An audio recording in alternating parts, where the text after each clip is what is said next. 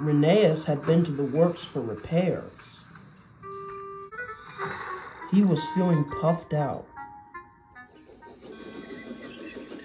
Skarloey managed the line by himself. The coaches kept him company.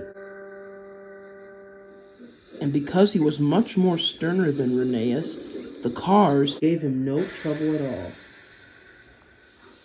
A surprise waited for Skarloey when he arrived to collect Rheneas. My, chuckled Skarloey. Looks like we're both snails now. The men had finally fashioned a cab for Rheneas, much to his crew's delight. I certainly feel like a snail.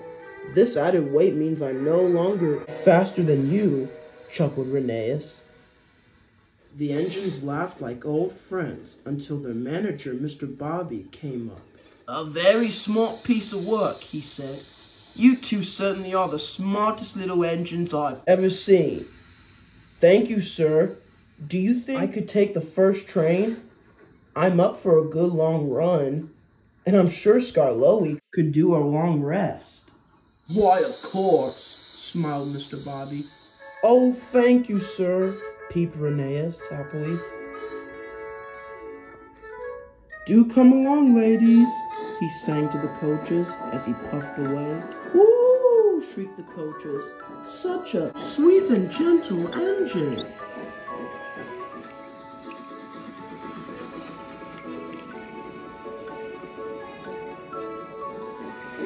Soon, Rheneas became too puffed up in the boiler.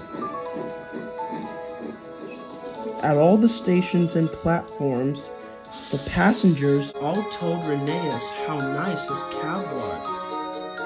Rheneas chortled. Wait until Skarloey hears about this. They didn't make such a fuss when he got a new cab.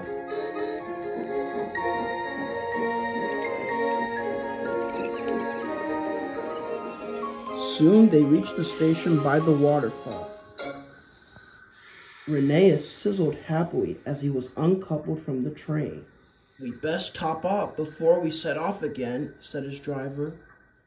So Rheneas' firemen ran to the water tower as the driver eased his engine backwards. What happened next, no one is quite sure.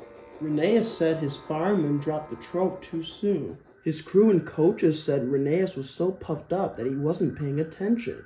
Anyhow, as the wooden trove was being lowered, Rheneas backed right into it. It suddenly cracked. Just then, water sprayed all over his cab. Even his driver and fireman were soaked. Poor Rheneas.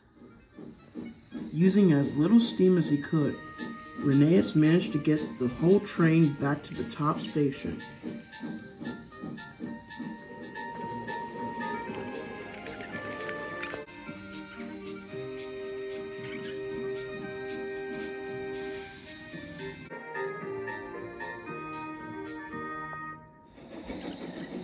When Skarloey got home, he saw how down Rheneas looked. You know, he said, the manager told me about how people break bottles on ships for good luck. Perhaps this is the start of your lucky streak. Rheneas couldn't help but smirk.